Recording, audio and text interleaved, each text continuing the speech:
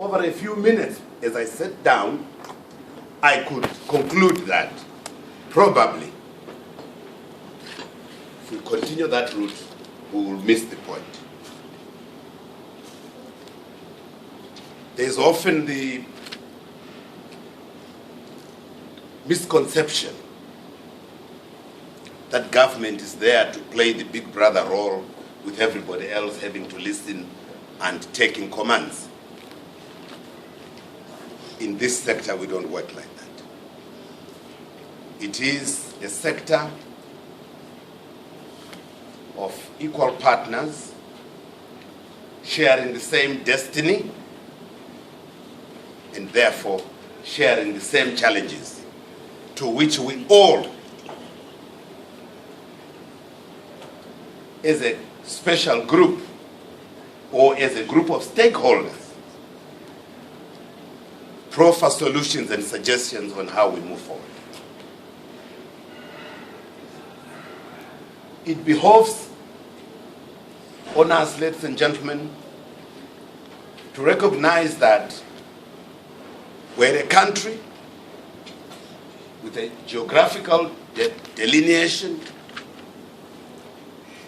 a cultural delineation, and a socio-economic delineation. And ours is to make that entity function to the highest specs, to the highest levels of expectation in order to drive the national agenda for socio-economic development. And therefore, when I give my short speech, understand that it is being given strictly cast within the realm of that context. Ladies and gentlemen, salutations, as far as I'm concerned, are usually a mere waste of time. Rather, I would say, esteemed delegates, you will recall that in September 2013, the government came up with the hitherto household word, Zim asset, which was meant, or which is meant to be our national economic blueprint.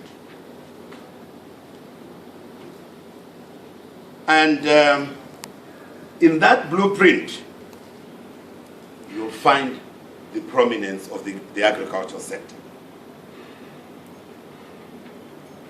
We want to enhance the beneficiation in the processing industries and ultimately making Zimbabwe the food basket of the sub-region that it once was.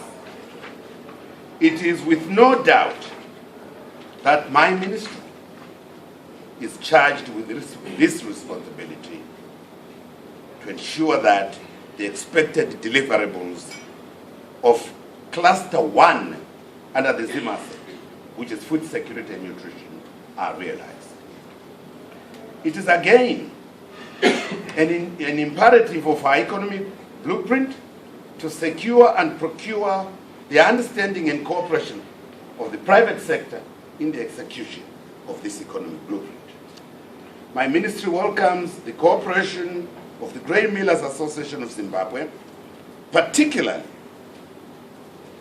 by the convening of this Indaba, which brings all key stakeholders in this industry with the aim to coordinate efforts by all these stakeholders and exchange ideas in order to make Zimbabwe food secure.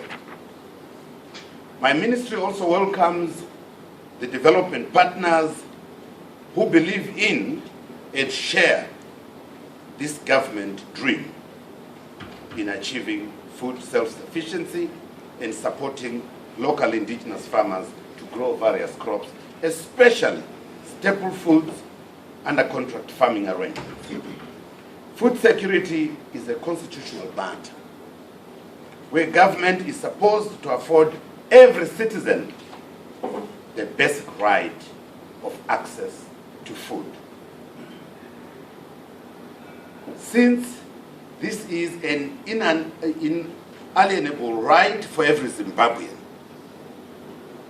and as a ministry, we remain appreciative to the private sector and our development partners who are keen to participate in this endeavor. Our government is grateful to the Almighty this particular season for having favored our country with good rains, which are expected to see higher levels of maize output than last year. We believe that if industry procures grain at competitive prices, farmers will be able to acquire their own inputs for the next farming season.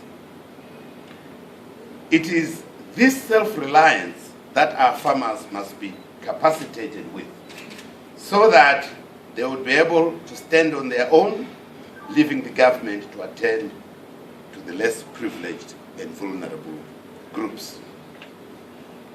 The government would want to reiterate its position that the trading of crops and contract farming arrangements between farmers and private buyers would be encouraged, and government would do everything in its power to ensure that all parties involved, that is the farmers, the millers, and the traders, are accorded the correct and favorable environment.